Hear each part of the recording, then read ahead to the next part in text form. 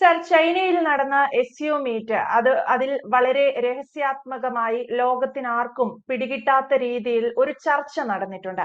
മറ്റാരും തമ്മിലല്ല, നമ്മുടെ പ്രധാനമന്ത്രി നരേന്ദ്രമോദിയും റഷ്യൻ പ്രസിഡന്റ് വ്ളാഡിമിർ പുടിനും തമ്മിൽ നടന്ന ഒരു ചർച്ചയാണത്. യഥാർത്ഥത്തിൽ ചൈനയിൽ നടക്കുന്ന ഒരു പരിപാടി അല്ലെങ്കിൽ ചൈനയിൽ നടക്കുന്ന എസ്‌സിഒ മീറ്റ്, അതിൽ നിന്ന് ചൈനീസ് പ്രസിഡന്റ് ഷീ ജിൻപിങ്ങിനെ പോലും ഒഴിവാക്കിക്കൊണ്ട് പുടിനും മോദിയും തമ്മിൽ നടന്ന ഒരു രഹസ്യ ചർച്ച. അത് നടന്നതാണെങ്കിൽ പുടിന്റെ കാറിൽ വെച്ചാണ്. കാറിൽ വെച്ചൊരു ചർച്ച നടന്നതിന് എന്തിത്ര പ്രത്യേകത എന്ന് ചോദിക്കുകയാണെങ്കിൽ, ആ കാറിന് തന്നെ പറഞ്ഞാൽ തീരാത്ത പ്രത്യേകതകളുണ്ട്. അമേരിക്കയുടെയോ എന്തിനേറെ പറയുന്നു റഷ്യയുടെയോ തന്നെയോ ചാര സംഘടനകൾക്ക് ഒരു ചാരക്കണ്ണിനും കണ്ടുപിടിക്കാൻ സാധിക്കില്ല അതിനകത്ത് ആരൊക്കെയുണ്ട്, അല്ലെങ്കിൽ അതിനകത്ത് നടക്കുന്നത് എന്താണ് എന്നുള്ളത്. ആ തരത്തിൽ വളരെ വളരെ ആധുനികമായ സജ്ജീകരണങ്ങളുള്ള ഒരു വാഹനം, പുടിന്റെ സ്വന്തം വാഹനമാണത്. ആ കാറിൽ വെച്ചാണ് മോദിയും പുടിനും തമ്മിൽ 45 മിനിറ്റോളം ചർച്ച നടന്നത്. എന്തിനെ കുറിച്ചാണെന്ന് ലോകത്തിൽ ഒരു ഈച്ചയ്ക്ക് പോലും അറിയില്ല എന്നതാണ് യാഥാർത്ഥ്യം. പുടിനും മോദിക്കും മാത്രമേ അറിയൂ അവരെന്ത് പ്ലാൻ ചെയ്തു, അല്ലെങ്കിൽ അവരെന്തിനെ കുറിച്ച് ചർച്ച ചെയ്തു, എന്താണ് റഷ്യയും ഇന്ത്യയും തമ്മിലുള്ള ധാരണ എന്നുള്ളത്. അപ്പോൾ എന്റെ ആ ചോദ്യവും അത് തന്നെയാണ്. എന്തായിരിക്കാം ഒരു ഊഹാപോഹങ്ങൾ വെച്ച് അല്ലെങ്കിൽ പുറത്തു വരുന്ന റിപ്പോർട്ടുകൾ അനുസരിച്ച് നമുക്ക് എങ്ങനെ വിലയിരുത്താം റഷ്യൻ പ്രസിഡന്റ് പുടിനും അതേപോലെ ഇന്ത്യൻ പ്രധാനമന്ത്രി മോദിയും തമ്മിൽ നടന്ന ആ രഹസ്യ കൂടിക്കാഴ്ചയെ?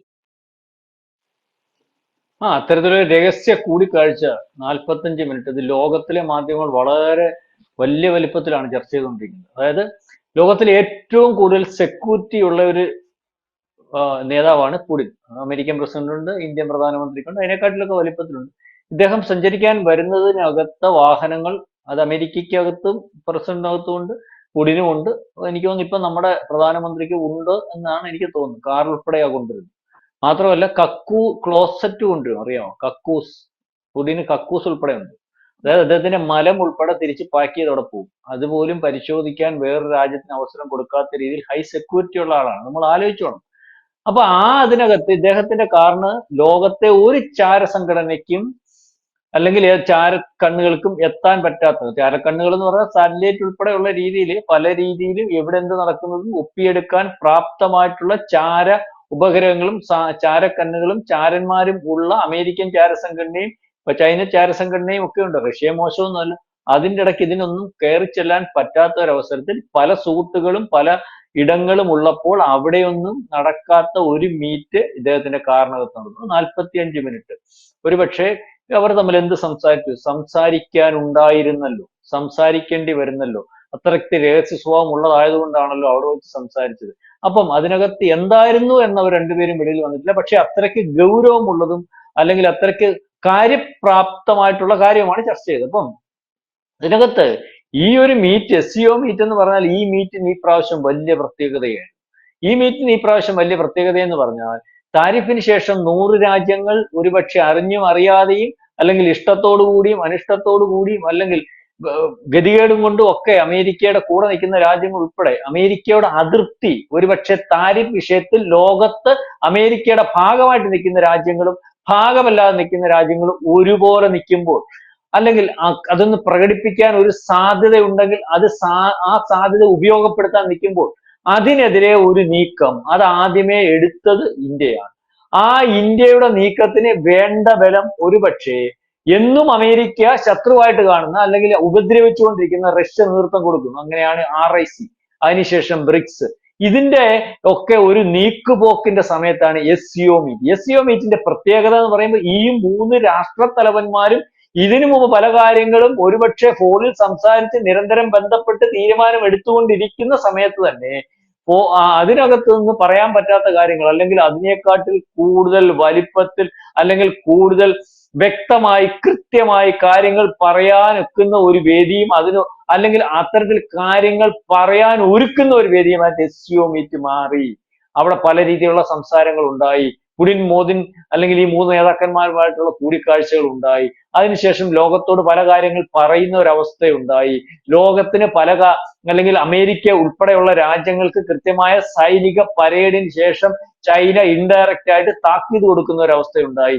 അപ്പം ഇതിനകത്ത് ഈ പറഞ്ഞ ഉത്തര കൊറിയയിൽ നിന്നുള്ള ഭരണാധികാരി വന്നു, അദ്ദേഹത്തിന് ലോകത്ത് ഏറ്റവും ശ്രദ്ധയുള്ളവരും ലോകക്രമത്തിനകത്ത് ഒരു നിയമങ്ങളും പാലിക്കാതെ നിൽക്കുന്ന ആളും അവിടെ വരുന്നു, പുടിനെ കാണുന്നു, ചൈനയിൽ പ്രസിഡന്റുമായിട്ട് സംസാരിക്കുന്നു. അപ്പൊ അയാൾ ഇനിയും എന്താകും, അയാളുമായിട്ടുള്ള നീക്കുപോക്ക് RICയിൽ ഉണ്ടാകുമോ, ഇങ്ങനെ പല രീതിയിലേക്കുള്ള ചർച്ചകൾ ഉരുത്തിരിയുമ്പോഴാണ് ഒരു പക്ഷേ അതിനകത്തൊരു രഹസ്യ ചർച്ച, അതിനകത്ത് കാര്യമുണ്ട്. നമ്മൾ പറയുമ്പം ഇന്ത്യയെ വിശ്വസിക്കുന്ന പോലെ റഷ്യ ആരെയും വിശ്വസിക്കുന്നില്ല. അതിന് പല കാര്യമുണ്ട്. നമുക്കറിയാലോ, കഴിഞ്ഞ ദിവസം ഒരു വാർത്ത ഒരു മാസം മുമ്പ് വന്നു, റഷ്യയിൽ നിന്ന് ചൈന അല്ലെങ്കിൽ ചൈനൻ ചാരനെ റഷ്യക്കാരനെ പിടിച്ചായിട്ട് വന്നില്ലേ. അപ്പം ഇപ്പോഴും അവർ തമ്മിൽ പ്രശ്നമുണ്ട്. 62 തൊട്ട് 69 വരെ ബോർഡർ വിഷയം ഉണ്ടായിരുന്നു. ഭയങ്കര സംഘർഷം, അല്ലെങ്കിൽ ധാരാളം സൈനികർ അങ്ങോട്ടും ഇങ്ങോട്ടും മരിച്ചതാണ്. മാത്രമല്ല, നിങ്ങൾക്കെല്ലാം അറിയാം, നമ്മൾക്കെല്ലാം അറിയാം, ഈ ആയുധങ്ങൾ വിൽക്കുന്നതിനകത്തും അല്ലെങ്കിൽ ആ രീതിയിൽ ബന്ധങ്ങൾ ഇവർ തമ്മിൽ ഉള്ളപ്പോഴും നമുക്ക് തരുന്നത് പോലെ ആയുധങ്ങളുടെ സോഴ്സ് കോഡ് അവർക്ക് കൊടുക്കാറില്ല, വിമാനത്തിന്റെയും കൊടുക്കാറില്ല. S-400 നമുക്ക് സോഴ്സ് കൊടുക്കുന്നു. അപ്പൊ അത്രയ്ക്ക് അങ്ങോട്ട് ഇന്ത്യയെ വിശ്വസിക്കുന്നത് പോലെ വിശ്വസിക്കാൻ കൊള്ളാവുന്ന രാജ്യമായിട്ട് ചൈനയെ അവർ കണ്ടിട്ടില്ല. അത് ഉള്ളതാണ്. അപ്പൊ ഓരോരുത്തർക്കും ഓരോ, അപ്പൊ ആ വിശ്വാസ്യതയ്ക്കകത്ത് അവർക്ക് തമ്മിൽ എന്തൊക്കെ തീരുമാനിക്കാനുണ്ട്. അപ്പൊ ഇതിനകത്ത് ഏറ്റവും കൂടുതൽ ഒരു പക്ഷേ എത്ര ബന്ധമുണ്ടെന്ന് പറയുമ്പോഴും ആദ്യം വിശ്വസിക്കുന്ന ആരെന്ന് ചോദിച്ചാൽ അത് ഇന്ത്യയെ തന്നെയാണ്. അതാണ് റഷ്യ ഒരുപക്ഷെ അവർ തമ്മിൽ ചർച്ച ഉണ്ടായി. കൂട്ടായ്മ ഉണ്ടാക്കുമ്പോൾ ഏത് സമയവും ലോകത്തെവിടെ രണ്ട് രാജ്യങ്ങൾ തമ്മിൽ ഒരു കാര്യം സംസാരിച്ചിട്ട് തിരിച്ചു പോന്നാൽ ലോകക്രമത്തിന് നേതാക്കന്മാർ ആരുടെ കാര്യം ആദ്യം കേൾക്കും, വിശ്വസ്തോടു കൂടി കേൾക്കുമെന്ന് ചോദിച്ചാൽ അത് ഒരു വിഷയം ഇന്ത്യൻ പ്രധാനമന്ത്രി ചൈനയുടെ പ്രസിഡന്റുമായിട്ട് എന്ന് പറഞ്ഞാൽ ഇന്ത്യൻ പ്രധാനമന്ത്രിയുടെ കാര്യമേ കേൾക്കത്തുള്ളൂ. അതുകൊണ്ടാണ് ഈ പറഞ്ഞതുപോലെ ഈ പറയുന്ന റഷ്യൻ പ്രസിഡന്റ് ഒരുപക്ഷെ ഷീ ജിങ് പിന്നിനെ മാറ്റി നിർത്തി രഹസ്യമായിട്ട് അല്ലെങ്കിൽ അത്തരത്തിലൊരു കൂട്ടായ്മയും ഒരു ചർച്ചയും ഒക്കെ നടത്തിയത്. ഏതായാലും ഒരു വല്ലാത്തൊരു കൂട്ടായ്മ. ആ കൂട്ടായ്മയ്ക്ക് ബലം പകരുന്നതിന് വേണ്ടി ഏത് രാജ്യങ്ങൾക്കകത്തും ഇറങ്ങിച്ചെന്ന് നയതന്ത്രം വളരെ കൃത്യമായിട്ട് ഇവരുടെ ശത്രുക്കളായിട്ടുള്ള, ഇപ്പം ഞാൻ പറഞ്ഞതുപോലെ ഇവരുടെ ശത്രുക്കൾ, ചൈനയുടെ ശത്രു ജപ്പാനുമായിട്ട് ഇന്ത്യക്ക് നല്ല ബന്ധം, തായ്വാനുമായിട്ട് ഇന്ത്യക്ക് നല്ല ബന്ധം, ദക്ഷിണ കൊറിയ, ഉത്തര കൊറിയ അവർക്കുമായിട്ട് നല്ല ബന്ധം. അപ്പൊ ഈ ഉത്തര കൊറിയൻ നേതാവിനെയും ചൈനയും അല്ലെങ്കിൽ ഒരു പക്ഷേ റഷ്യയും ഒക്കെ ഉള്ള കൂട്ടായ്മയിലേക്ക് ഇന്ത്യയുടെ ഫ്രണ്ട് ഫേസ് കൊടുത്താൽ ജപ്പാൻ വരും, അല്ലെ ദക്ഷിണ കൊറിയ വരും. അങ്ങനെ പലരെയും നിർത്തിക്കൊണ്ട് പോയിട്ട് ഒരു വലിയ കൂട്ടായ്മ അമേരിക്കയ്ക്കെതിരെ നീക്കുപോക്ക് നടത്തുന്നതിന് വേണ്ടിയുള്ള തീരുമാനം. അതിന്റെ ഇടയ്ക്കാണ് ഏറ്റവും വിശ്വാസയോഗ്യമായിട്ടുള്ള അല്ലെങ്കിൽ തീരുമാനങ്ങൾക്കകത്തൊരു തീരുമാനത്തിന് വേണ്ടി ഒരു ചർച്ച. അത് വളരെ രഹസ്യമായിട്ടായിരുന്നു. രഹസ്യമായിട്ട് 45 മിനിറ്റ് ചർച്ച. അത് പുടിനും മോദിയും തമ്മിൽ അതിപ്പോ ലോകത്ത് മുഴുവൻ ചർച്ചയായിക്കൊണ്ടിരിക്കുന്ന ഒരു വിഷയം. എന്തായാലും ആ രീതിയിൽ പുടിനും മോദിയും തമ്മിലുള്ള ചർച്ച കൂടിക്കാഴ്ച ലോകമാധ്യമങ്ങൾ ചർച്ച ചെയ്യുന്നു എന്നുള്ളതാണ്. പക്ഷെ ഈ നേരം വരെയായിരുന്നിട്ടും ഒരു സൂചന പോലും പുറത്തേക്ക് വരുന്നില്ല. എന്തായിരിക്കാം ഇരുവരും അത്രയേറെ സുരക്ഷാ സംവിധാനങ്ങളുള്ള ചാരക്കണ്ണുകൾക്ക് പോലും കണ്ടുപിടിക്കാൻ സാധിക്കാത്ത രീതിയിൽ സജ്ജീകരണങ്ങളുള്ള ആ കാറിനുള്ളിൽ വെച്ച് ചർച്ച ചെയ്തു എന്നുള്ളത്. ലോകമാധ്യമങ്ങൾ അത് അന്വേഷിക്കുകയാണ്. രഹസ്യാന്വേഷണ ഏജൻസികൾ ഇപ്പോൾ തന്നെ അതിന്റെ പിന്നാലെ ആയിരിക്കാം. പക്ഷേ ആർക്കും അറിയില്ല എന്നതാണ് വാസ്തവം. വ്യക്തമാണ്. Thank you Prashant sir.